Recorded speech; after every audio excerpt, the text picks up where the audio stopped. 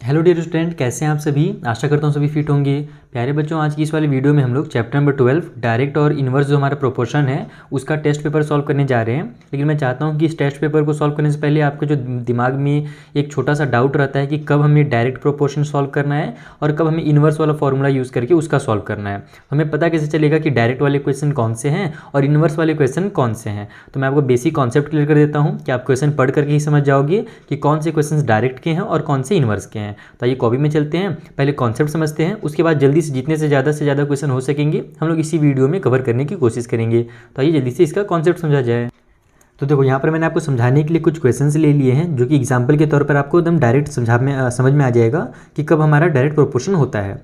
तो देखो, यहाँ पर एक क्वेश्चन है जैसे कि इफ़ 1 kg ऑफ एप्पल है ना cost ₹50, then what will be the cost of 2 kg apple. यानी 1 kg एप्पल का अगर कॉस्ट ₹50 है तो 2 kg का कितना होगा। तो यहाँ पर हमको क्या दिख रहा है कि हमारा जब पहला वाला देखो 1 kg का कितना है ₹50 है, तो 2 kg का कितना हो जाएगा ₹100 हो जाएगा। ये तो कोई बच्चा ही बता देगा। तो इसमें हो क्या रहा है कि जब हम लोग पहले वाले की वैल्यू बढ़ा रहे हैं तो यानी अगर हम लोग 1 को अगर 2 बना दे रहे हैं तो इधर वाला जो वैल्यू है हमारा वो भी क्या हो रहा है, इंक्रीज हो जा रहा है, वो बढ़ जा रहा है। उसी तरीके से अगर मैं पहला वाला वैल्यू को घटा दूँ, अगर मैं 1 को हाफ कर देता हूँ, अगर यहाँ पर क्वेश्चन चेंज करके अगर मैं ये बोलता हूँ कि हाफ kg एप्पल का कॉस्ट कितना होगा, तो वो क्या हो जाएगा ₹25 हो जाएगा। यानी कि अगर इधर वाले को मैं कम कर रहा हूँ तो इधर वाला भी मेरा जो कॉस्ट होगा वो भी कम होगा। अगर इधर मैं बढ़ा रहा हूँ तो कॉस्ट भी जो होगा मेरा बढ़ेगा। तो जब हमारे पास हम लोग किसी एक की वैल्यू बढ़ाते हैं जिससे दूसरे की भी वैल्यू बढ़ती है, या फिर हम लोग किसी एक की वैल्यू घटाते हैं और दूसरे की वैल्यू घटती है, तो दोनों कंडीशन में क्या हो रही है, सेम हो रही है, तो वहाँ पर होता है हमारा डायरेक्ट प्रोपोर्शन। जबकि इसका उल्टा होता है इन्वर्स वाले में। यहाँ पर जब हम लोग किसी एक की वैल्यू बढ़ाते हैं ना तो दूसरे की वैल्यू क्या होती है, घट जाती है। जैसे देखो, इसका मैंने एग्जाम्पल लिया है कि if 2 men done a work in 5 days, then how many days are required if the same work is done by 4 men। यानी 2 आदमी मिल करके एक काम को कितने दिनों में कर रहे हैं, 5 दिनों में कर रहे हैं, कंप्लीट कर रहे हैं। तो बताइए कि कितने दिन लगेंगे अगर उसी काम को 4 आदमी करें तो जाहिर सी बात है कि 2 आदमी 5 दिनों में कर रहे हैं, तो 4 आदमी अगर लगेंगे तो वो 5 दिन से कम ही कर लेंगे। मान लो 2.5 days में कर लेंगे, या फिर जो भी होगा हमारा आंसर, मैं 2.5 मान लेता हूँ अप्रॉक्स। ठीक है, तो यहाँ पर हमारा क्या हो रहा है कि जब हम लोग मैन को बढ़ा रहे हैं, यानी कि जब हमारे पास आदमियों की संख्या बढ़ जा रही है तो दिन क्या हो जा रहे हैं, कम हो जा रहे हैं। एक अगर प्लस हो रहा है, बढ़ रहा है, तो दूसरा वाला माइनस हो रहा है। उसी तरीके से अगर मैं इसी क्वेश्चन को घुमा दूँ, यानी अगर 2 मैन हमारे पास 5 दिनों में काम कर रहे हैं, तो अगर मैं आदमियों की संख्या कम कर दूँ, यानी एक आदमी मान लो बीमार पड़ गया या फिर उसकी छुट्टी हो गई, तो बताओ एक आदमी बचा है, वो कितने दिनों में काम को करेगा। तो दोनों मिल करके तो 5 दिन में कर रहे थे, तो एक आदमी क्या हो जाएगा, अगर कम करूंगा तो वो 10 दिन लगा देगा काम करने में। यानी अगर एक को कम कर रहा हूँ तो दूसरा ज़्यादा हो जा रहा है, इसको अगर मैं बढ़ा रहा हूँ तो दूसरा वाला कम हो जा रहा है। तो अगर इस टाइप से क्वेश्चन है जहाँ पर आपको देख करके समझ में आ जाए कि अगर हम लोग एक की वैल्यू को बढ़ाएंगे तो दूसरा वाला कम होगा, या फिर अगर इधर की वैल्यू घटाएंगे तो दूसरा वाला ज़्यादा होगा, यानी जब उल्टा होता है तो उसी को बोलते हैं इनवर्स प्रोपोर्शन। बस यही है इसका बेसिक कॉन्सेप्ट। बाकी क्वेश्चन सॉल्व करोगे तो आपको खुद ही बहुत समझ में आने लगेगा। तो चलिए जो पहला क्वेश्चन उसे पढ़ के देखते हैं वो कौन सा प्रोपोर्शन है। तो देखो, फर्स्ट वाले क्वेश्चन में बोल रहा है कि 350 boxes can be place in 25 carton. यानी कि अगर हम लोग 350 बॉक्स को अगर रख रहे हैं तो हमें कितने बड़े बड़े डब्बों की जरूरत पड़ेगी। कार्टन में समझते हो ना, जो बड़े बड़े बॉक्स आते हैं ना, जैसे कि जिसमें फ्रीज वगैरह आता है या फिर उस टाइप से जो बड़े बॉक्स होते हैं उनको बोलते हैं। तो 350 बॉक्सेस को रखने के लिए हमें 25 कार्टन की जरूरत पड़ रही है। तो बताइए how many boxes can be placed in 16 carton. तो अगर अपन 16 बड़े बड़े पेटी रखेंगे, कार्टन रखेंगे, तो उसमें फिर कितने बॉक्सेस आएंगे, ये हमसे पूछ रहा है। तो जाहिर सी बात है कि देखो, यहाँ पर 25 कार्टन में 350 बॉक्स आ रहे हैं। तो अब अगर हम कार्टन को अगर कम कर देते हैं, अगर बड़े बॉक्सेस को अगर अपन कम कर देते हैं, तो वहाँ पर जो ये छोटे बॉक्स भी होंगे हमारे पास 350, ये भी क्या हो जाएंगे, कम हो जाएंगे, क्योंकि जगह तो उनको कम मिलेगा। यानी दोनों चीज़ें क्या हो रही हैं, एक साथ कम हो रही है। अगर कार्टन कम हो रहा है तो फिर हमारे बॉक्सेस भी क्या हो जाएंगे, कम हो जाएंगे। यानी ये हमारा डायरेक्ट प्रोपोर्शन वाला क्वेश्चन है। अब इसे सॉल्व कैसे किया जाए, तो सॉल्व करेंगे 2 मेथड है। एक तो जो हमारा डायरेक्ट वाला सॉल्व करने का मेथड होता है, जो आपने भी क्लास 8 में सीखा है ना, जहाँ पर हम लोग फ्रैक्शन वाला यूज़ करते हैं, जो मैंने आपको एक्सरसाइज में भी सिखाया है। और हाँ, मैं बताना भूल जा रहा था कि एक्सरसाइज के मैंने क्वेश्चन बहुत पहले ही सॉल्व करा दिए हैं, तो अगर आपने वो वीडियोस नहीं देखे तो जरूर देख लेना, उनके लिंक आपको नीचे डिस्क्रिप्शन बॉक्स में मिल जाएंगे। ओके, तो यहाँ पर हम लोग अब इसको कैसे सॉल्व करेंगे, या तो फ्रैक्शनल मेथड सॉल्व करेंगे, या फिर हम लोग ये निकालेंगे कि 1 कार्टन में कितने बॉक्स आ रहे हैं। जब हम लोग को 1 कार्टन का पता चल जाएगा तो हम लोग उतना में 16 का मल्टीप्लाई कर देंगे, तो अपने को 16 कार्टन का भी पता चल जाएगा। तो हम लोग आइए कॉपी में से सॉल्व करते हैं सिंपल मेथड में। तो देखो इस टाइप से क्वेश्चन को सॉल्व करने के लिए ये सिंपल सा मेथड है जहाँ पर आपको टेबल बनाना पड़ेगा, और ये क्लास 8 में आपकी बुक में चूंकि दिया हुआ है तो आप लोग भी यही मेथड यूज़ करना ज़्यादा बेटर रहेगा। बाकी बहुत सारे मेथड होते हैं मैथ को सॉल्व करने के। तो यहाँ पर देखो नंबर ऑफ जो बॉक्सेस हैं वो लिख लिया मैंने, और नंबर ऑफ कार्टन जो लग रहे हैं वो लिख लिया है। तो जैसे मैं पहले वाले में बोला था कि 350 बॉक्सेस को रखने के लिए 25 कार्टन लग रहे हैं, ठीक है, यानी कि जो हमारी पेटियाँ हैं वो लग रही हैं। तो बताइए कि 16 कार्टन्स में कितने बॉक्सेस आएंगे। तो अपने को तो ये पता है नहीं कितने बॉक्सेस आएंगे, तो हम लोग मान लेते हैं कि वहाँ पर एक्स बॉक्सेस आएंगे। जो हम लोग लेट दी एक्स करके मानते हैं ना, उसी को यहाँ पर बॉक्स में लिखा जाता है और कुछ नहीं है, ठीक है। तो यहाँ पर हमने क्या किया कि 350 जो बॉक्सेस हैं वो 25 कार्टन में आ रहे हैं, तो 16 कार्टन में हमारे पास मान लेते हैं कि एक्स बॉक्सेस आएंगे। ओके, अब इसको सॉल्व कैसे किया जाए। तो यहाँ पर देखो हमारे पास पहले तो आप लोग लिखोगे कि चूंकि हमारा जो नंबर है वो बॉक्सेस का बढ़ाने से या फिर कार्टन का बॉक्स नंबर घटाने से बॉक्सेस के भी नंबर क्या हो जा रहे हैं, डिक्रीज हो जा रहे हैं। इसलिए हमारा जो क्वेश्चन है वो क्या है, डायरेक्ट प्रोपोर्शन वाला है, ठीक है। यहाँ पर आप लोग डायरेक्ट छोटा सा स्टेटमेंट लिखोगे कि इट इज डायरेक्ट प्रोपोर्शन, ठीक है, डायरेक्ट प्रोपोर्शन। बाकी अगर आप लोग और डिटेल में लिखना चाहते हो तो मैंने आपको एक्सरसाइज में सिखाया कि और डिटेल में इसको कैसे लिखा जाता है। बाकी शॉर्टकट में आप लोग लिख दो कि ये हमारा डायरेक्ट प्रोपोर्शन का क्वेश्चन है। तो डायरेक्ट प्रोपोर्शन का है तो कैसे सॉल्व करेंगे, यहाँ पर इसको ऐसे लिखेंगे कि 350 जो है हमारे बॉक्सेस उसके लिए 25 कार्टन लग रहे हैं, तो इक्वल की साइड लगा करके लिखेंगे कि एक्स बॉक्सेस के लिए हमारे पास 16 कार्टन लगेंगे। बस ये एक हमारा मेथड है। यहाँ पर आपको क्या करना पड़ता है, इन दोनों को फ्रैक्शन के फॉर्म में लिखना पड़ता है और बीच में इक्वल की साइन लगानी पड़ती है। अब इसको आप लोग सॉल्व करोगे तो आपका जो एक्स का वैल्यू वो निकल जाएगा। यहाँ पर 350 ऊपर में है, 16 को इधर ले आते हैं तो ये मल्टीप्लाई में हो जाएगा, नीचे 25 पहले से है, इक्वल की साइड में केवल x बच जाएगा। चलो इसको सॉल्व किया जाए, 5 से कट हो रहा है ना, 5 5 जा 25, ऊपर में 5 7 जा 35, ये 0 का 0 उतर गया, फिर से 5 1 जा 5, यहाँ पर 5 1 जा 5 हो जाएगा, यहाँ पर 7 में से 5 कट हुआ बचा 2, वो आगे जाकर के 20 बना देगा, तो 5 4 जा 20। बस इन दोनों का मल्टीप्लाई कर लेते हैं, 14 मल्टीप्लाई 16 करेंगे तो 6 4 जा हो जाएगा हमारा 24 का 4, कैरी हो गया 2, 6 1 जा 6 और 2 हो जाएगा 8, ठीक है। 1 4 जा 4, 1 1 जा 1, तो यह गया 4, 12 का 2, कैरी हो गया 1, तो ये हो गया हमारा 224। तो 224 इक्वल टू एक्स लिखो या एक्स इक्वल टू 224 लिखो, बात एक ही है। और ये क्या आया है, नंबर ऑफ बॉक्सेस आया, तो साइड में आप लोग यहाँ पर बॉक्सेस भी जरूर लिख लेना। यानी कि अपने को अगर 16 कार्टन दिए जाते हैं तो उसमें 224 बॉक्सेस आएंगे। बस इतना ही सॉल्व करना है। देखा कितना सिंपल सा मेथड है। तो ये मेथड हम दिमाग में फिट कर लो, तुरंत तुरंत क्वेश्चन सॉल्व होंगे। चलिए अगला क्वेश्चन सॉल्व किया जाए। तो देखो सेकंड वाले क्वेश्चन में बोल रहा है कि the cost of 140 tennis balls is ₹4900, यानी कि 4900। इतने बॉल का अपने को कॉस्ट दिया हुआ है, तो find the cost of 2 dozen such balls, यानी कि 2 डजन बॉल्स के आपको कॉस्ट निकालने हैं। यहाँ पर ध्यान रखना 2 बॉल्स का नहीं बोल रहा ना, 2 डजन। 1 डजन में कितने होते हैं, 12 होते हैं, तो 2 डजन में 24 होंगे। यानी हमें यहाँ पर 140 बॉल्स का कॉस्ट दिया हुआ है और हमसे 24 बॉल्स का कॉस्ट पूछ रहा है। तो जाहिर सी बात है कि जब टेनिस बॉल की नंबर हमारे पास कम हो जाएंगे, 140 से अगर हमारे पास 24 आ जाएगा तो उसका कॉस्ट भी क्या हो जाएगा, कम हो जाएगा। यानी दोनों तरीके से क्या हो रहे हैं, यहाँ पर कम हो रहे हैं। अगर एक नंबर को अपन डिक्रीज कर रहे हैं तो जो कॉस्ट होगा वो भी डिक्रीज हो जाएगा। ये भी हमारा डायरेक्ट प्रोपोर्शन वाला है। तो सेम मेथड अप्लाई करो और सॉल्व कर लो। देखो यहाँ पर भी हमने बॉक्स बना लिया, बस गलती ये कर दिया कि हमसे कॉस्ट पूछा था ना, तो कॉस्ट को हमने नीचे कर दिया है, तो एक्स हमारा क्या हो गया, इस बार नीचे आ गया। बाकी जब आप लोग इसको सॉल्व करोगे तो कॉस्ट को ऊपर कर लेना, नंबर ऑफ बॉल को नीचे कर लेना। अब मैं ऐसा क्यों कर रहा हूँ अभी आपको आगे समझ में आएगा। यहाँ पर 140 बॉल्स का जो कॉस्ट है वो 4900 है, तो 24 बॉल्स का जो कॉस्ट होगा वो हमने x रुपये मान लिया है, अपने को पता नहीं है। साइड में हमने लिख दिया है कि 2 dozen is equal to 24 balls होते हैं। ओके, तो यहाँ हमारा ये डायरेक्ट प्रोपोर्शन का है, तो इसी लिख लेना आप लोग, it is in direct proportion. 140 divide by 4900 is equal to 24 divide by x हो जाएगा। अगर आप इसी को ऊपर नीचे लिखते हैं, यानी कॉस्ट को ऊपर लिखते हो, तो x हमारा ऊपर में आता, लेकिन अभी x नीचे में आ रहा है, तो हमको क्या करना पड़ेगा, x को भी ऊपर में लाना पड़ेगा। तो इसको मैं इधर ट्रांसफर कर देता हूँ, x इधर आ जाएगा, तो ये 140 मल्टीप्लाई x हो जाएगा, इक्वल उस साइड में 24 है, ये वाला इधर चला जाएगा, तो मल्टीप्लाई में 4900 हो जाएगा। ठीक है, अब हम लोग क्या करेंगे, अपने को तो x की वैल्यू चाहिए तो इसको भी इधर ट्रांसफर कर देंगे, तो x इक्वल टू 24 मल्टीप्लाई 4900 और डिवाइड बाई में 140 आ जाएगा। इस तरीके से ये हो गया।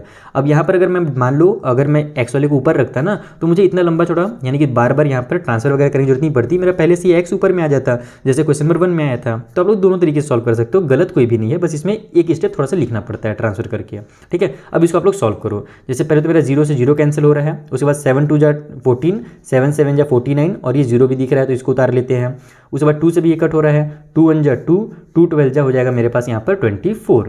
अब डायरेक्ट यहाँ पर हम लोग मल्टीप्लाई कर लेते हैं, तो 12 7 जा कितना हो जाता है हमारा 84 होता है, तो 84 और ये जो 0 का है ये 0 को उतार देते हैं, यानी x की जो वैल्यू आ गई वो 840 आ गई और ये हमारा क्या था, कॉस्ट था, यानी कि हमारा रुपये में निकलेगा। तो x इक्वल टू 840 रुपये, यानी अगर 24 बॉल से लेते हैं तो उसके लिए हमें 840 रुपये पे करना पड़ेगा। ये हमारा क्वेश्चन नंबर 2 भी सॉल्व हो गया। चलिए अगला क्वेश्चन सॉल्व किया जाए।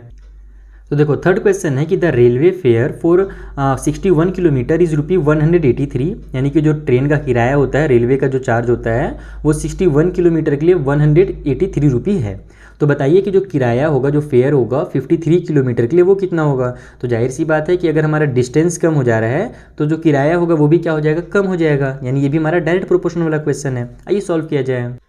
तो देखो यहाँ पर हमने बॉक्स बना लिया है कि जो रेलवे का किराया है वो 183 रुपये है। कितने डिस्टेंस के लिए, तो 61 किलोमीटर के लिए। और हाँ, एक चीज़ मैं बताना को भूल जा रहा हूँ कि जब आप लोग बॉक्स बनाओगे ना, तो आप चाहो तो वहाँ पर यूनिट भी लिख सकते हो, और ये लिखना अच्छी आदत भी है। जैसे मैं यहाँ पर देखो, मैं बचपन से आदत नहीं डाला हूँ इसलिए मैं लिख नहीं रहा हूँ, लेकिन कई बार टीचर इसके लिए आपको टोक सकते हैं। जैसे जो डिस्टेंस है वो किस चीज़ में, 61 जो है वो क्या है, किलोमीटर है, मीटर है, ये बताना बहुत जरूरी रहता है। तो आप लोग चाहो तो यहाँ पर शॉर्टकट में ब्रैकेट में किलोमीटर लिख दो, और जो फेयर है वो हमारा क्या में है, रुपये में है ना, तो यहाँ पर ब्रैकेट बना करके रुपये का बस सिंबल बना दो, ताकि टीचर को पता चल जाए कि 183 जो है ये रुपये है, ना कि डॉलर या यूरो जो बहुत सारे करेंसी होते हैं वो नहीं है। ठीक है। बाकी उसी तरीके से कॉस्ट वगैरह जैसे यहाँ पर मैं किया था ना, तो कॉस्ट को भी यहाँ पर आप लोग रुपये में लिख दो। नंबर ऑफ बॉल्स जो है वो तो कुछ होगा नहीं, वो तो नंबर है हमारा।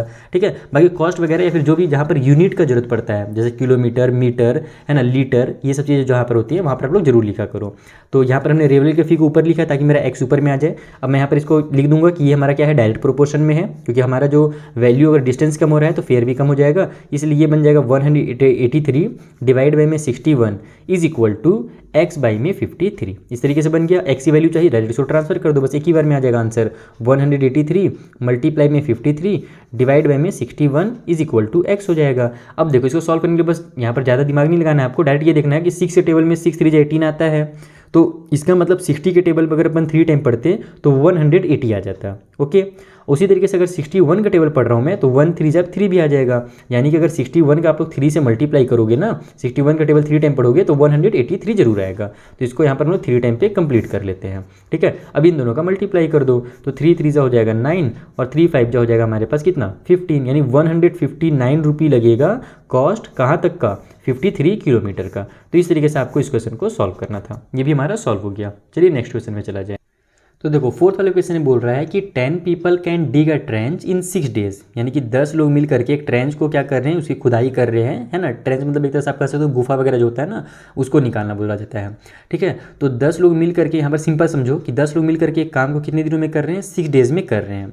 तो बताइए how many people can dig it in 4 days, यानी उसी काम को जो है उसको डिग करने का जो काम है वो 4 डेज में अगर हम लोग कराना चाहें तो कितने लोगों की ज़रूरत पड़ेगी। तो जाहिर सी बात है कि 10 लोग जब कर रहे थे तो 6 दिन लग रहा था। ठीक है, 6 डेज लग रहे थे। अब अगर अपने को 4 डेज में ही कराना है तो लोगों की संख्या तो बढ़ानी पड़ेगी, क्योंकि जब ज़्यादा आदमी रहेंगे तभी तो फिर जल्दी जल्दी काम होगा और 4 डेज में काम कंप्लीट होगा ना। तो इसका मतलब क्या हो रहा है कि जब हम लोग नंबर ऑफ पीपल बढ़ाएंगे या फिर डेज को अगर हम लोग कम कर रहे हैं तो नंबर ऑफ पीपल क्या हो जा रहा है, बढ़ जा रहा है। तो जब एक चीज़ कम होता है दूसरा चीज़ बढ़ता है तो वहाँ पर क्या होता है, इनवर्स प्रोपोर्शन होता है। तो इनवर्स वाले क्वेश्चन को कैसे सॉल्व किया जाता है, बस इसका उल्टा। यहाँ पर हम लोग क्या करते हैं, डिवाइड कर रहे थे ना, तो यहाँ पर बस मल्टीप्लाई करेंगे। आइए कॉपी में समझाता हूँ कैसे करना है। तो देखो सबसे पहले तो बॉक्स हमारा जो है सेम टू सेम बनेगा कि नंबर ऑफ पीपल जब 10 थे तो नंबर ऑफ डेज लग रहे थे 6। अब नंबर ऑफ डेज जब 4 हो गए हैं तो नंबर ऑफ पीपल कितने होंगे हमें नहीं पता, ये तो पूछा है, तो इसको हम लोग x मान लेते हैं। अब देखो एक छोटा सा मैंने स्टेटमेंट आपको समझाने के लिए लिखा है कि जब डेज कम हो रहे हैं तब पीपल क्या हो रहे हैं, ज़्यादा हो जाएंगे। जाहिर सी बात है कि कम समय में काम कराना है तो ज़्यादा आदमी की जरूरत पड़ेगी, ये कॉमन सा एक्सचेंज है। ठीक है। तो यहाँ पर हमने लिख लिया less days equal to more people. तो अगर एक कम हो रहा है दूसरा बढ़ जा रहा है तो इसका मतलब क्या हुआ कि ये हमारा क्या है, एक इनवर्स प्रोपोर्शन है। और इनवर्स प्रोपोर्शन के क्वेश्चन को सॉल्व करने के लिए क्या करना पड़ता है, मल्टीप्लाई। जैसे ये पहले हम लोग डिवाइड कर रहे थे ना, अब आप इसको लिखोगे 10 मल्टीप्लाई 6 जो होगा वो इक्वल हो जाएगा x मल्टीप्लाई 4 के। पहले हम लोग क्या करते थे, इसको डिवाइड में लिखते थे दोनों चीज़ों को। इस पर हम लोग जब इनवर्स प्रोपोर्शन का आ गया तो मल्टीप्लाई में करेंगे। ये चीज़ आप बस रूल को थोड़ा सा दिमाग में बैठाना। डायरेक्ट वाले में डिवाइड, डी से डायरेक्ट भी होता है, डी से डिवाइड भी होता है, बस डिवाइड हो गया तो इनवर्स वाले में मल्टीप्लाई होगा। अब इसको सॉल्व कर लो, x की वैल्यू चाहिए 4 को इधर ट्रांसफर कर लो, तो 10 मल्टीप्लाई 6 डिवाइड बाई 4 हो जाएगा, इक्वल को साइड में x आ जाएगा।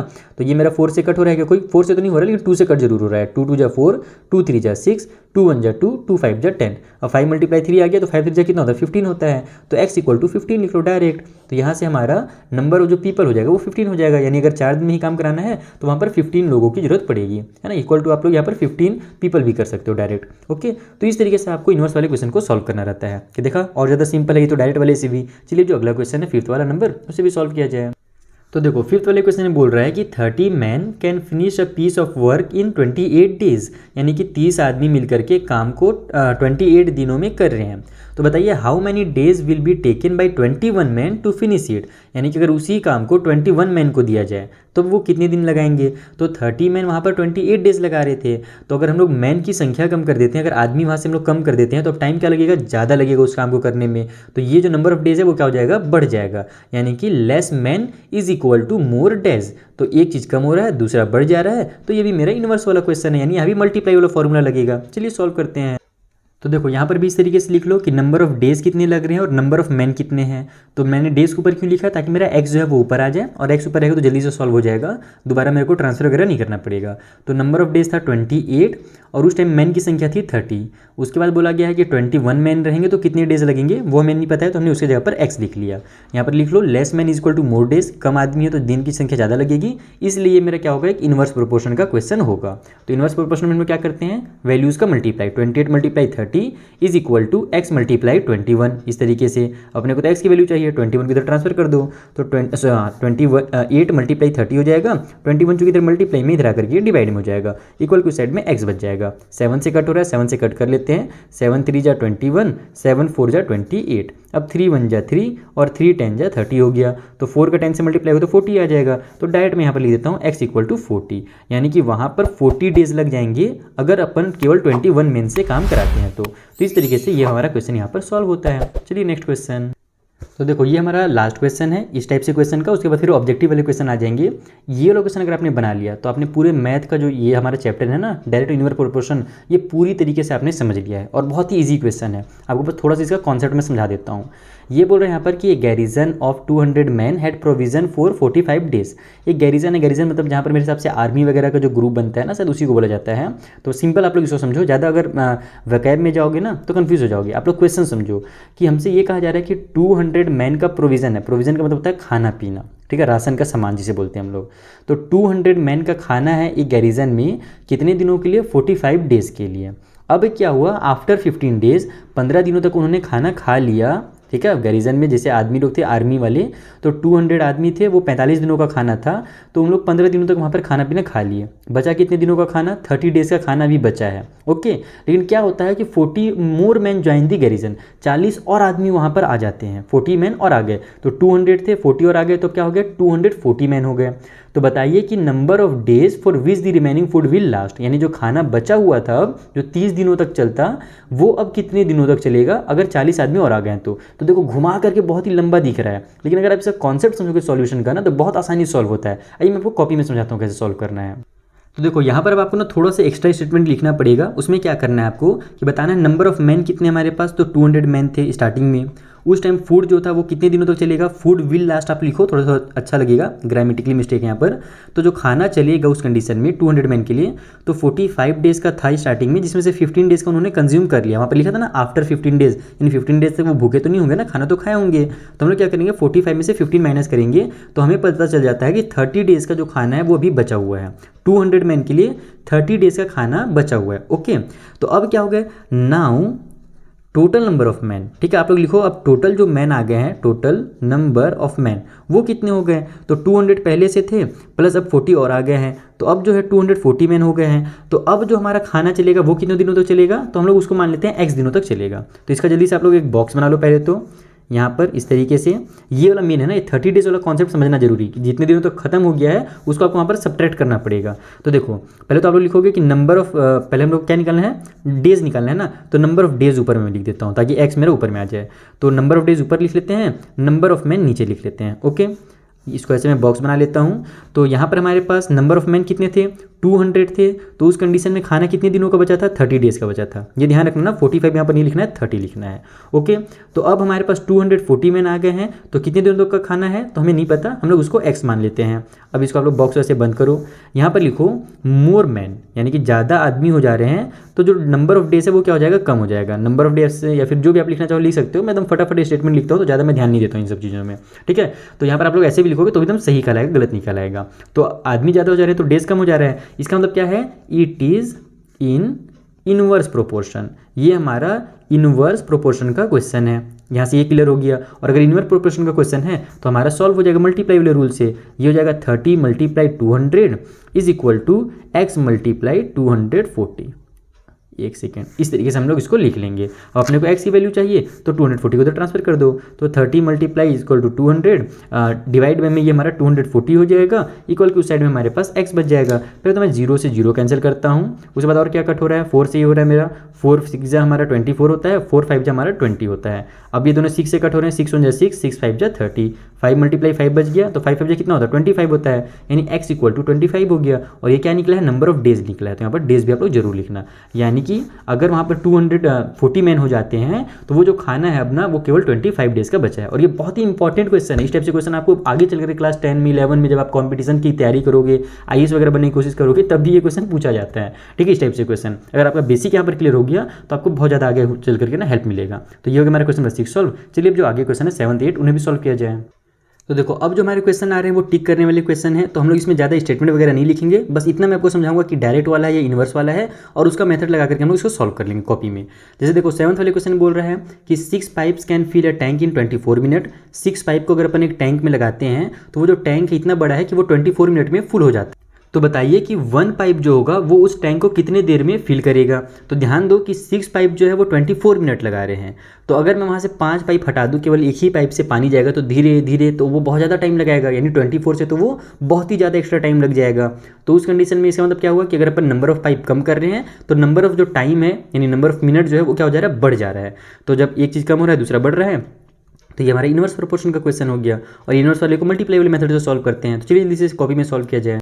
तो देखो जैसे कि मैंने आपको बताया कि ये चूंकि ऑब्जेक्टिव वाला क्वेश्चन है तो आपके एग्जाम में तो इसको ज़्यादा डिटेल में सॉल्व करोगे नहीं, जल्दी टिक मार करके आओगे। तो कैसे सॉल्व करना, देखो इस तरीके से करना कि 6 पाइप जो है, पहले तो दिमाग लगा लिए कि ये हमारा इन्वर्स वाला है, इसका मतलब मल्टीप्लाई करना पड़ेगा। तो मल्टीप्लाई की साइन लगाओ, 6 पाइप जो है वो 24 मिनट लगा रहे हैं। अब इक्वल की साइन लगाओ, 1 पाइप जो होगा वो कितना मिनट लगाएगा नहीं पता है, तो उसकी जगह पर x लिख दो। बस ये वाला इतना लिख दो, आपका आंसर आ जाएगा। हमको x की वैल्यू चाहिए, 1 को इधर ट्रांसफर कर दो, तो 1 इधर ट्रांसफर होगा तो डिवाइड में आ जाएगा। और इनके नीचे में अगर 1 लिखाएंगे भी तो हम लोग जानते हैं कि जब हमारा डिनोमिनेटर 1 आता है तो उसकी कोई वैल्यू नहीं होती है। तो सिंपल हम लोग क्या करेंगे, इसका मल्टीप्लाई कर देते हैं। तो 6 4 हो जाएगा हमारा 24 का 4, कैरी हो गया हमारे पास 2, 6 2 12 और 2 हो जाएगा हमारा कितना 14, यानी कि 144 मिनट लगेगा अगर एक ही पाइप से वहाँ पर हम लोग पानी जो है ना वो भरते हैं। तो ये दिया है क्या, तो बिल्कुल ये हमारा डी वाले ऑप्शन में दिया हुआ है, तो इसका जो डी ऑप्शन है करेक्ट ऑप्शन है। अब हम लोग 8th वाले क्वेश्चन को सॉल्व करते हैं। इसमें बोल रहा है कि 14 workers can build a wall in 42 days. 14 worker मिल करके एक दीवार को बना रहे हैं, वॉल को बना रहे हैं, उसमें समय लग रहा है 42 डेज का।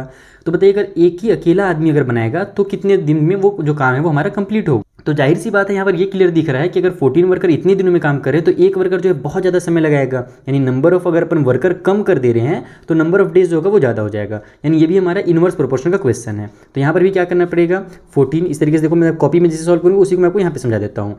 14 मल्टीप्लाई हम लोग करेंगे 42, इक्वल की साइन लगाएंगे, वहाँ पे लिखेंगे 1 वर्कर जो होगा वो समय लगाएगा x डेज का, तो x लिख लेंगे। अब x की वैल्यू चाहिए तो 1 को इधर ट्रांसफर करेंगे, 1 को ट्रांसफर करने से तो कोई फायदा होगा नहीं, वो डिनोमिनेटर में आ जाएगा। इसका मतलब इन दोनों का केवल मल्टीप्लाई करेंगे तो हमारा आंसर आ जाएगा। क्लियर है ये चीज़, जैसे यहाँ पर आया था। तो 14 2 जो हो जाएगा हमारा 28, तो 28 का देखो लास्ट में 8 यहाँ पर दिया हुआ है। उसके बाद हमारा कैरी हो जाएगा 2, तो 14 4 जो होता है हमारा 56 और 2 इसमें ऐड कर देंगे तो 58 आ जाएगा, यानी कि टोटल 588 डेज लगेंगे अगर एक ही अकेला आदमी उस वॉल को बनाता है तो, यानी कि 1 साल से भी ज़्यादा। 1 साल में तो 365 दिन होते हैं ना, ये तो 588 लगभग 2 साल हो जाएंगे। तो इसका भी ऑप्शन जो डी है वो बिल्कुल सही है। इस तरीके से आपको एकदम एग्जाम में जल्दी जल्दी इसको सॉल्व करना सीखना है। अब अगला क्वेश्चन करते हैं 9th वाला। यहाँ पर बोल रहा है कि 35 man can reap a field in 8 days, यानी कि जो 35 मैन है अगर वो एक फील्ड को रीप करते हैं, उसकी जो क्या बोलते हैं सफाई की तरह से कर लो आप, है ना, वो करते हैं तो 8 डेज लगता है वहाँ पर। तो बताइए कि how many days can 20 man reap it. तो अगर 20 मैन उसी काम को करेंगे तो कितने दिनों में वो काम होगा। तो 35 मैन लगे हुए थे तो 8 दिनों में हो जा रहा था। तो अब मैन की संख्या क्या कर दी गई है, कम कर दी गई है। तो अब काम क्या हो जाएगा, स्लो हो जाएगा, और काम स्लो होगा यानी नंबर ऑफ डेज क्या होंगे, बढ़ जाएंगे। तो ये भी हमारा इनवर्स प्रोपोर्शनल का क्वेश्चन है, लेकिन 1 वाला है नहीं, तो मैं यहाँ पर नहीं बताता हूँ। चलिए आपको मैं कॉपी में समझाता हूँ क्योंकि यहाँ पर जगह नहीं है। तो देखो क्या क्या दिया हुआ है हमें बोला जा रहा था कि 35 मैन जो हैं वो रीप कर रहे हैं कितने दिनों में, 8 डेज में। तो मल्टीप्लाई 8 से कर लेते हैं क्योंकि हमें तो ये क्लियर हो गया कि ये इनवर्स वाला है तो मल्टीप्लाई होगा। इक्वल की साइन लगा लेते हैं। अब हमसे बोला गया था कि 20 मैन कितने दिनों में रीप करेंगे, तो 20 मैन हमें पता नहीं कितने दिनों में करेंगे, तो वहाँ पर हम लोग मल्टीप्लाई x से कर लेते हैं। अब x की वैल्यू चाहिए तो 20 को ट्रांसफर कर दो, तो ये हो जाएगा मेरा 35 मल्टीप्लाई 8 डिवाइड बाई में 20 इक्वल की साइड में x बच जाएगा। सॉल्व कर लेते हैं, 5 से कट हो रहा है, 5 4 जा 20, ऊपर में 5 7 जा 35। अब ये हमारा 4 से कट हो रहा है, 4 1 जा 4, 4 2 जा 8, तो नीचे तो हमारा साफ हो गया, ऊपर में 7 × 2 बचा जो कि हो जाएगा 14, 14 इक्वल टू एक्स लिखो या एक्स इक्वल टू 14 लिखो, बात एक ही है। और ये क्या निकला हमारा डेज निकला, नंबर ऑफ डेज, यानी कि अगर अपन 20 मैन से उस काम को कराते हैं तो वो हमारा 14 डेज लगा देंगे। ये मैं कौन सा ऑप्शन में दिया हुआ है, ऑप्शन नंबर ए में दिया हुआ है, तो इसका ऑप्शन जो ए होगा बिल्कुल सही होगा। चलिए नेक्स्ट क्वेश्चन के पास चला जाए। तो देखो 10th वाले क्वेश्चन में क्या बोल रहा है कि एक car is travelling eight an average speed of 60 kilometre पर आवर, यानी कार चल रहा है और इसकी जो स्पीड है वो 60 किलोमीटर पर आवर की है। पर का मतलब 1 होता है, ध्यान रखना, कई बार बच्चों को पता ही नहीं रहता पर का मतलब क्या होता है, तो यहाँ पर ध्यान रखना पर मतलब 1। तो 1 घंटे में जो कार है वो 60 किलोमीटर चल रही है। तो बताइए how much distance will it cover in 1 our and 12 minute. तो 1 आवर और 12 मिनट में वो कार कितने किलोमीटर चलेगी ये हमसे पूछा जा रहा है। तो ध्यान दो कि 1 आवर में दिया हुआ है 60 किलोमीटर, तो अगर टाइम ज़्यादा लगेगा, ठीक है, यानी टाइम अब ज़्यादा अगर वो कार चल रहा है तो इसका मतलब डिस्टेंस भी क्या होगा, वो ज़्यादा कवर करेगा, क्योंकि उसका स्पीड जो है वो एवरेज, यानी कि वो चेंज नहीं हो रहा है, ध्यान रखना इस चीज़ को। तो 1 घंटे में अगर 60 किलोमीटर चल रहा है तो 1 घंटे और 12 मिनट में वो जाहिर सी बात है 60 किलोमीटर से ज़्यादा चलेगा। यानी अगर अपन टाइम को बढ़ा रहे हैं तो हमारा जो डिस्टेंस है, यानी दूसरी वाली जो नंबर है वो भी क्या हो जा रही है, बढ़ जा रही है, इंक्रीज हो जा रही है। तो इसका मतलब कि हमारा डायरेक्ट प्रोपोर्शन है, इनवर्स वाला क्वेश्चन अब ये नहीं रहा। तो डायरेक्ट वाले में हम लोग डिवाइड करते हैं। अब डिवाइड करेंगे तो कैसे सॉल्व करेंगे ये भी ध्यान देने की बात है। यहाँ पर हमारा 1 आवर और मिनट में दिया हुआ है, यहाँ पर आवर में दिया हुआ है, तो हम लोग क्या करेंगे, सबको मिला करके मिनट में कन्वर्ट कर लेते हैं। यानी कि हम लोग मान लेते हैं कि जो कार है वो 1 आवर के बदले हम लोग लिखेंगे 60 मिनट, यानी 60 मिनट में वो कार हमारा 60 किलोमीटर चल रहा है। तो 1 आवर और 12 मिनट मिला दो तो कितना हो जाएगा, 60 + 12 हो जाता है 72। तो हमसे क्वेश्चन में पूछ रहा है कि 72 मिनट्स में वो कार जो है वो कितना डिस्टेंस कवर करेगा। तो इस तरीके से दोनों यूनिट हमारे सेम हो जाएंगे तो सॉल्व करना आसान होगा। कभी भी क्वेश्चन को आसान करने के लिए यूनिट को सेम कर लेना चाहिए, ठीक है। चलिए अब इसे कॉपी में सॉल्व किया जाए। तो देखो इसको हम लोग कैसे लिखेंगे, जो हमारा बॉक्स वगैरह रहेगा, अगर आप एग्जाम में आपको अगर बनाने का मन है या अगर अपने टीचर बोलते हैं तो बना लेना, लेकिन अगर ऑब्जेक्टिव आएगा तो बिल्कुल मत बनाना। मैं आपको डायरेक्ट समझा रहा हूँ कि वो जो कार की स्पीड है, हम लोग ऊपर में क्या करते हैं, हमसे क्या पूछा क्या था कि वो जो डिस्टेंस कवर करेगा वो कितना करेगा ना, तो हम लोग ऊपर में एक्स को रखते हैं। तो यहाँ पर मैं ऊपर में लिखता हूँ कि वो 60 किलोमीटर कवर कर रहा है कितने मिनट में, 60 मिनट में। यहाँ पर आवर की जगह में मैंने क्या किया, 1 आवर का मिनट में लिख दिया है। तो वो जो होगा हमारा x किलोमीटर डिस्टेंस कवर करेगा 72 मिनट्स में। ये जो देखो यहाँ पर 1 आवर दिया हुआ था पर आवर, उसको मैंने 60 मिनट लिख लिया है, और 1 आवर और 12 मिनट को मिला करके मैंने 72 मिनट लिख लिया है। 60 मिनट में 60 किलोमीटर चल रहा है, 72 मिनट में कितना चलेगा वो हमें भी पता नहीं है, वो हमने वहाँ पर x कर लिया। अब x की वैल्यू चाहिए तो इसको ट्रांसफर करो इधर, तो ये हो जाएगा 60 डिवाइड बाई में 60, और ये 72 डिवाइड में था तो इधर आकर के मल्टीप्लाई में हो जाएगा, इक्वल क्वेश्चन में इक्वल x बचेगा। तो 60 से 60 हमारा कैंसिल हो गया, बच गया 1 का 72 से मल्टीप्लाई होगा तो 72 ही आएगा। यानी जो कार है वो हमारा 72 किलोमीटर ही चलेगा 72 मिनट्स में, क्योंकि देखो यहाँ पर सिंपल क्वेश्चन था, 60 मिनट में 60 किलोमीटर चल रहा है तो 72 मिनट में 72 किलोमीटर चलेगा। इसको आप ओरली भी सॉल्व कर सकते हो, तो यहाँ पर मैं इसको लिख देता हूँ। बाकी मैंने आपको डिटेल में इसीलिए समझा दिया ताकि आपको कॉन्सेप्ट क्लियर रहे, कन्फ्यूजन ना हो। 10th वाला क्वेश्चन हो गया सॉल्व। तो अब आ जाते हैं 11th वाले क्वेश्चन में। यहाँ पर बोल रहा है कि Rashmi type 510 words in half an hour, यानी जो रश्मि है वो टाइपिंग का काम करती हैं और वो आधे घंटे में 510 वर्ड्स जो हैं वो टाइप कर लेती हैं। तो बताइए how many words would she type in 10 minutes. तो वो 10 मिनट्स में कितने वर्ड्स टाइप करेंगे, हमसे ये यहाँ पर पूछ रहा है। तो जाहिर सी बात है कि अगर आधे घंटे में कितने मिनट होते हैं, 30 मिनट होते हैं। 30 मिनट में अगर इतने वर्ड टाइप कर रही हैं तो 10 मिनट में तो वर्ड कम हो जाएंगे, क्योंकि स्पीड तो ज़्यादा चेंज होती नहीं है, मान लो थोड़ा स्पीड भी करेगी। वैसे तो यहाँ पर ना डायरेक्ट यूनिवर्स प्रोपोर्शन में हमारा चेंज नहीं होता स्पीड वगैरह, कुछ भी नॉर्मल क्वेश्चन रहते हैं। कि यहाँ पर अगर आधे घंटे में वो 510 वर्ड जो है वो टाइप कर रही है तो 10 मिनट्स में क्या होगा, वर्ड की संख्या कम हो जाएगी। तो अगर एक हमारा टाइम कम हो रहा है तो नंबर ऑफ वर्ड भी कम हो जा रहा है, दोनों चीज़ें कम हो रही है, यानी कि ये डायरेक्ट प्रोपोर्शन में। और अगर डायरेक्ट प्रोपोर्शन में है तो कैसे सॉल्व करना है ये समझा देता हूँ कॉपी में। तो देखो डायरेक्ट लिख लेते हैं हम लोग इसको कि 510 वर्ड्स वो टाइप कर रही हैं कितने मिनट में, 30 मिनट में, क्योंकि यहाँ पर हमारा आवर दिया हुआ है तो हम लोग मिनट में कन्वर्ट कर लेते हैं। तो वो 10 मिनट्स में कितने टाइप करेंगे वो पता नहीं है, तो ऊपर में x लिख लेते हैं, बस इसको ट्रांसफर करो आंसर आ जाएगा।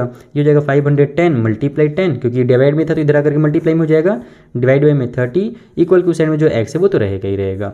अब ये 0 से पहले तो मैं 0 उड़ा देता हूँ, उसके बाद मेरा ये 3 से कैंसिल हो रहा है, 3 1 जा 3, 3 के टेबल में देखो 3 1 जा 3 हो जाएगा, 5 में से 3 कट हुआ तो बचा 2, वो आगे जाकर इसको 21 बना देगा। तो 3 7 जा 21 और ये 0 उतर गया, तो पूरा कैंसिल हो गया, बच गया 170 इक्वल टू x, यानी कि इसको मैं डायरेक्ट लिख लेता हूँ x इक्वल टू 170, यानी वो 170 वर्ड्स टाइप करेंगी 10 मिनट्स में। तो ये हमारे पास दिया है कि नहीं दिया है ऑप्शन, देख लेता हूँ मैं, बिल्कुल दिया हुआ है। यहाँ पर ये सी वाले ऑप्शन में दिया है, यानी कि इसका सी ऑप्शन बिल्कुल सही है। और पिछला वाला भी जो हमारा क्वेश्चन सॉल्व किया था मैंने, उसको भी आपको नहीं बताया था, वो भी 72 किलोमीटर यहाँ पर दिया हुआ है। ओके चलिए नेक्स्ट क्वेश्चन किया जाए। तो 12th वाला जो क्वेश्चन है थोड़ा सा घुमा करके दिया हुआ है, लेकिन ये भी एकदम सिंपल है। जैसे आपने ये सब क्वेश्चन सॉल्व किया ना वैसे ही सॉल्व होगा। इसमें बोल रहा है कि x और जो y है वह वेरी करते हैं डायरेक्टली। डायरेक्टली का मतलब कि अगर एक का वैल्यू बढ़ता है तो दूसरा भी जो होता है वो बढ़ जाएगा। जैसे कि जब हमारा x जो है डायरेक्टली, मतलब वही ध्यान रखना ना कि डायरेक्टली दिया हुआ है, यानी कि एक अगर बढ़ रहा है तो दूसरा भी बढ़ेगा, एक अगर घट रहा है तो दूसरा भी घटेगा। ये डायरेक्ट प्रोपोर्शनल का क्वेश्चन है, यहीं से क्लियर हो जाता है। हमसे बोल रहा है कि अगर x का वैल्यू 3 रहता है ना तो उस कंडीशन में y का वैल्यू 36 रहता है। तो बताइए what will be the value of x। तो वैल्यू x का वैल्यू कितना रहेगा अगर y का वैल्यू 96 हो जाता है तब। x का वैल्यू 3 था तो y का वैल्यू 36 था। इसको देखो हम डायरेक्ट लिखेंगे हम लोग इसी तरीके से। एक सेकंड बुक को हटाता हूँ मैं ताकि मेरा पूरा पेज यूज हो सके, और पेज वेस्ट बिल्कुल भी मत करना अगर आप भी रफली सॉल्व कर रहे हो तो देखो यहाँ पर हमारा ये 12th वाला है, बोल रहा है कि x का वैल्यू अगर हमारा 3 रहता है तो उस कंडीशन में y का वैल्यू 36 रहता है। तो बताइए कि अगर y का वैल्यू 96 हो जाएगा तो उस कंडीशन में x का वैल्यू कितना होगा, यही अपने को यहाँ से निकालना है। तो बस x का वैल्यू निकालना है, इसको ट्रांसफर कर दो। और ये मैंने डिवाइड में क्यों किया, क्योंकि क्वेश्चन बोला था डायरेक्टली। अगर वहाँ पर इनडायरेक्टली लिखा रहता तो हम लोग इसको क्या करते, मल्टीप्लाई में सॉल्व करते। ओके, तो ये हो जाएगा हमारा 3 मल्टीप्लाई 96, क्योंकि 96 इधर आएगा तो मल्टीप्लाई में हो जाएगा। डिवाइड में 36 इक्वल टू एक्स है। 3 1 जा 3, 3 के टेबल में हमारा ये कैंसिल हो रहा है। 3 1 जा 3 हो जाएगा, 3 2 जा मेरा 6 हो जाएगा। अभी मेरा 12 से कैंसिल हो रहा है, 12 1 जा 12, 12 8 जा 12 8 जा मेरा हो जाएगा यहाँ पर 96। तो x इक्वल टू जो हो जाएगा मेरा 8 हो जाएगा। x इक्वल टू 8 यहाँ पर डायरेक्ट लिख दो। ये हमें ऑप्शन में दिया हुआ है कि नहीं दिया हुआ है, तो बिल्कुल दिया हुआ है। यहाँ पर x का वहाँ पर हमारे पास ऑप्शन नंबर सी ये भी दिया हुआ है। कितना सिंपल सा क्वेश्चन था कि अगर x का वैल्यू 3 है तो y का वैल्यू 36 है, तो अगर y का वैल्यू 96 हो जाता है तो उस कंडीशन में x का वैल्यू जो होगा वो 8 हो जाएगा। और इसी तरीके से जो हमारा सिमिलर क्वेश्चन है वो 13th वाला है। इसमें बोल रहा है कि x और जो y है वो वेरी कर रहे हैं इनवर्सली। यहाँ पर डायरेक्टली बोल रहा था, इसमें इनवर्सली बोल रहे हैं कि हमारे x और y जो है आपस में उल्टे उल्टे हैं। x बढ़ता है तो y घटता है, x घटता है तो y बढ़ता है, ऐसा वाला क्वेश्चन है। तो अगर हमारा x जो है वो 15 है तो y की वैल्यू 6 है। तो बताइए कि what will the value of y। तो y का वैल्यू कितना होगा अगर x का वैल्यू हम लोग के पास 9 दिया हुआ है तब। तो यानी कि जाहिर सी बात है x का वैल्यू यहाँ पर अब कम हो जा रहा है तो y का वैल्यू क्या होगा, बढ़ जाएगा। तो यहाँ पर अब इतने सारे ऑप्शन है, सभी बड़े बड़े ऑप्शन है। चलो पता करते हैं कि कौन सा ऑप्शन हमारा सही है। सेम इसी तरीके से यहाँ पर लिख लेंगे, बस यहाँ पर यूनिवर्सली वाला फॉर्मूला लगाएंगे 13th नंबर में कि हमारा x का वैल्यू कितना था भैया, 15 था। तो y का वैल्यू उस कंडीशन में 6 था। तो y का वैल्यू कितना होगा जब हमारा x का वैल्यू 9 होगा, यही अपने से क्वेश्चन में बोला है। तो उसको मैंने क्या कर लिया, फॉर्मूला में पुट कर लिया। अब यहाँ से y की वैल्यू चाहिए, 9 को इधर ट्रांसफर कर लो। तो 15 मल्टीप्लाई 6 डिवाइड बाई 9 हो जाएगा, इक्वल टू साइड में y बच जाएगा। ये हमारा कट हो रहा है, कट कर लेते हैं। 3 3 जा 9, 3 5 जा 15, 3 1 जा 3, 3 2 जा 6, 5 2 जा हो जाएगा 10। तो y इक्वल टू हो जाएगा मेरा 10। यानी कि अगर हमारा x का वैल्यू 9 हो जाता है तो y का वैल्यू 10 हो जाएगा। इस तरीके से आपका ये भी क्वेश्चन यहाँ पर सॉल्व होता है। ऑप्शन दिया कि नहीं भैया, 10 दिया हुआ है, ऑप्शन नंबर ए में ही दिया हुआ है साफ साफ। तो इसका जो ऑप्शन नंबर ए है ये बिल्कुल सही है। चलिए अब जो fill in the blanks question है उन्हें भी जल्दी से हम लोग कंप्लीट कर लेते हैं। तो देखो यहाँ पर फिल इन द ब्लैंक्स के क्वेश्चन दिए हुए हैं, जिसमें बोल रहा है कि if 3 person can do a piece of work in 4 days, यानी 3 आदमी मिलकर के काम को जो है वो 4 दिनों में कंप्लीट कर रहे हैं। तो बताइए कि अगर उसी काम को 4 आदमी करेंगे तो वो कितने डेज में कंप्लीट होगा, ब्लैंक डेज में। तो क्वेश्चन सेम है पूरा का पूरा पहले की तरह, बस यहाँ पर अब ब्लैंक बना करके दिया हुआ है। तो यहाँ पर हम लोग को समझ में आ गया कि 3 पर्सन अगर 4 दिन में कर रहे थे तो अगर 4 पर्सन आ जाएंगे तो वो कम दिन लगाएंगे, अब जल्दी जल्दी काम हो जाएगा, क्योंकि अब आदमी बढ़ गए हैं तो नंबर ऑफ डेज क्या होगा, कम हो जाएगा। तो इसका मतलब ये इनवर्स प्रोपोर्शन का क्वेश्चन है, और इनवर्स वाला का है तो हम लोग यहाँ पर मल्टीप्लाई करके सॉल्व कर लेंगे। 3 पर्सन 4 डेज लगा रहे हैं तो 3 मल्टीप्लाई 4 करो। 4 पर्सन कितने दिन लगाएंगे नहीं पता है तो हम लोग उसी जगह पर x लिख लेंगे। x की वैल्यू चाहिए, 4 को इधर ट्रांसफर करो। तो ये जाएगा 3 मल्टीप्लाई 4 डिवाइड बाई में ये 4 हो जाएगा क्योंकि इधर मल्टीप्लाई में था, इक्वल टू साइड में x बच जाएगा। तो 4 से 4 कट हुआ तो बचा कितना, 3। तो 3 इक्वल टू x बच गया, यानी कि यहाँ पर हमारा 3 आ जाएगा आंसर। 4 पर्सन मिलकर के उस काम को 3 डेज में कंप्लीट कर लेंगे। चलिए यहीं पर जल्दी जल्दी सॉल्व करते हैं, अगर जितना भी क्वेश्चन होगा बाकी फिर बुक में या कॉपी में करेंगे। अगला क्वेश्चन है कि 5 pipes can fill a tank in 144 minute. 5 जो पाइप हैं वो 144 मिनट लगा रहे हैं टैंक को फिल करने में। तो अगर 6 पाइप ले आएंगे तो टैंक जो होगा कितना मिनट में फिल हो जाएगा। तो जाहिर सी बात है कि नंबर ऑफ पाइप अगर बढ़ जाएगा तो अब टाइम जो होगा वो कम हो जाएगा, क्योंकि जल्दी जल्दी पानी भराएगा ना भाई। तो एक चीज़ बढ़ रहा है तो दूसरा कम हो रहा है, तो इसका मतलब ये हमारा ए बी इनवर्स वाला है। तो इसको भी हम लोग वैसे सॉल्व करेंगे कि 5 पाइप जो है 144 मिनट लगा रहे हैं तो 6 पाइप जो होंगे वो x मिनट लगाएंगे। अब 6 को इधर ट्रांसफर कर लो, तो 5 मल्टीप्लाई 144 डिवाइड बाई में 6 हो जाएगा, इक्वल टू साइड में x बच जाएगा। कि बार बच्चे लोग इसको मल्टीप्लाई करने में भी टाइम वेस्ट करते हैं तो मत किया करो, क्योंकि हम लोग जानते हैं कि यहाँ पर ट्रांसफर होगा तो कट पीट होगा ही, और कट होने से चीज़ें छोटी हो जाती हैं, जब छोटी होती हैं तब उसको डिवाइड करना आसान होता है, मल्टीप्लाई करना भी। तो पहले आप लोग मल्टीप्लाई मत करना, ऐसी जैसे मैंने आपको पूरे क्वेश्चन भी सॉल्व करके दिखाया ना, ट्रांसफर करने के बाद कट करो और फिर अगर जरूरत पड़ रहा है तब मल्टीप्लाई करो। जैसे देखो अभी मैं कर रहा हूँ, 6 1 6 हो जाएगा, ऊपर में 6 2 12 हो गया, 14 में से 12 कट हुआ बचा 2, आगे जाकर इसको 24 बना देगा, तो 6 6 मेरा 24 भी हो जाएगा। अब 5 मल्टीप्लाई 26 बचा है, दोनों का मल्टीप्लाई कर लो, 5 6 30 का 0, कैरी हो गया हमारे पास यहाँ पर 3, तो 5 2 10 और 3 हो जाएगा 13, यानी कि 130 मिनट्स लगेगा अगर वहाँ पर 6 पाइप से अपन उस टैंक को फिल कर रहे हैं तो यहाँ पर देखो टाइम हमारा कम हो गया, जैसे कि मैंने आपको बताया था। और हाँ, अगर एग्जाम में आपका आंसर ज़्यादा आ जा रहा है तो समझ जाना कि आपका आंसर गलत आ रहा है, क्योंकि अब चूँकि पाइप बढ़ गई है ना तो मिनट्स होंगी वो कम ही होंगी, तो जो भी दिया हुआ है उससे कम आंसर आना चाहिए। ये हो गया हमारा सेकेंड वाला क्वेश्चन सॉल्व। अब थर्ड वाले क्वेश्चन में क्या बोल रहा है भाई, तो यहाँ पर बोल रहा है कि car cover a certain distance in 1 hour 30 minutes at 60 kilometre पर आवर, यानी कि एक डिस्टेंस है, मान लो यहाँ से लेकर के यहाँ तक जाना है, ठीक है, ये दोनों पॉइंट के बीच है।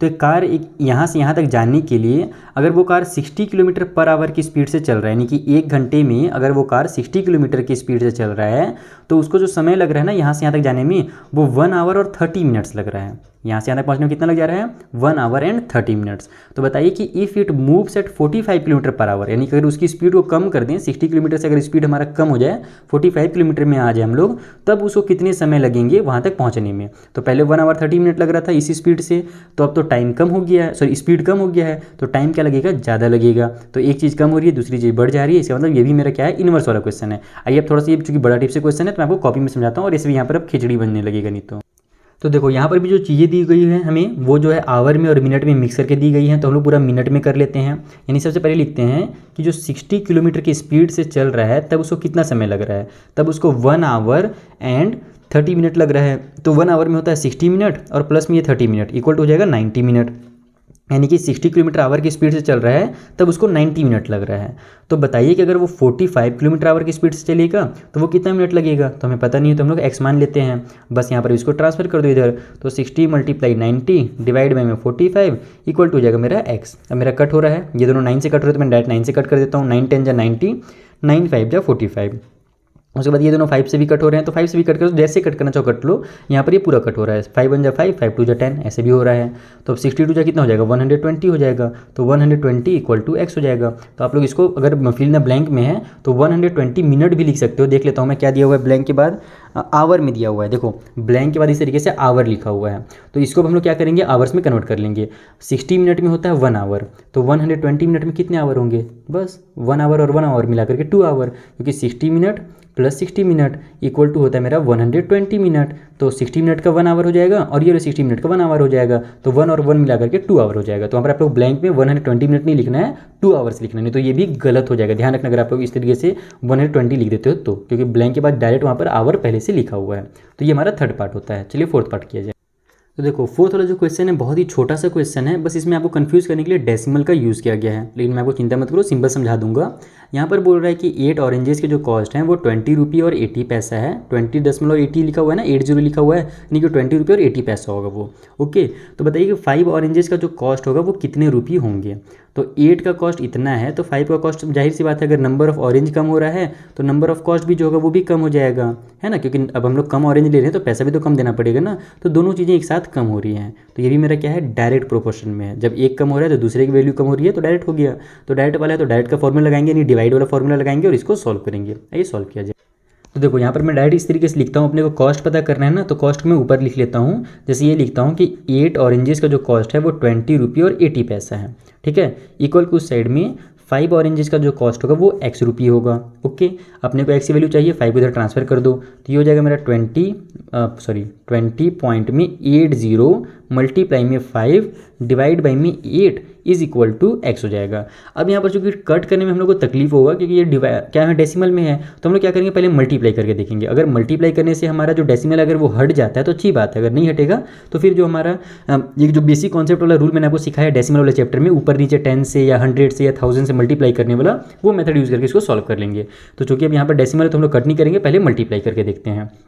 तो 20 पॉइंट में 80 मल्टीप्लाई अगर 5 है तो 5 जीरो जाए तो 0 हो जाएगा, 5 8 जा 40 का 0 हो गया, कैरी हो जाएगा 4, तो ये 5 जीरो जा 0 और ये 4 उतर जाएगा यहाँ पर, तो 4 को उतार लो। अब 5 2 जा हो जाता है 10।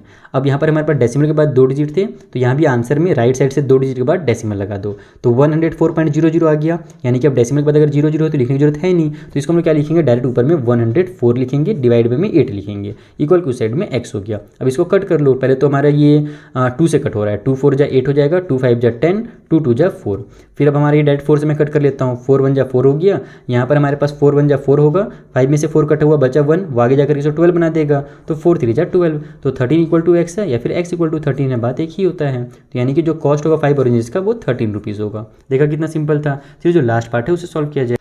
तो देखो लास्ट वाले क्वेश्चन में बोल रहा है कि the weight of 12 sheets of a paper is 50 grams, यानी कि जो वेट है 12 शीट का, यानी कागज़ के अगर हम लोग शीट्स बनाते हैं एक के ऊपर एक रखते हैं, अगर 12 शीट्स रखते हैं तो जो वेट आ रहा है वो 50 ग्राम्स आ रहे हैं। तो बताइए how many sheets will way 500 grams, यानी कि हम लोग कितने शीट्स रखें कागज़ के ताकि जो वेट हो जाए वो 500 ग्राम्स हो जाए। तो देखो 50 ग्राम के लिए 12 शीट लग रहे हैं, तो अब ग्राम अगर हमारा ज़्यादा हो जा रहा है, 50 का 500 हो जा रहा है, यानी कि वहाँ पर जो शीट होगा वो भी क्या होगा, ज़्यादा हो जाएगा ना, जो पेपर होंगे वो भी तो ज़्यादा हो जाएंगे, तभी तो फिर हमारा वजन ज़्यादा हो रहा है।